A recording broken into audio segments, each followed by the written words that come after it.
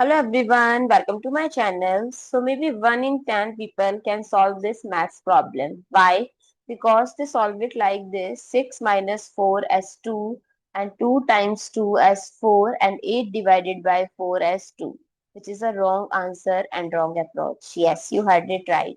When in an expression you have multiple operation like division, bracket, and in bracket there is a subtraction, then you have to follow PODMAS or PEMDAS rule. As per this rule, first you have to solve the bracket,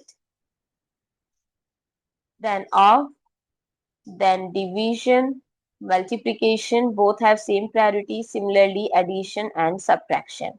What people miss that they know they have same priority, but they miss that we have to solve it from left to right. So it's first solve the parenthesis 6 minus 4 as 2.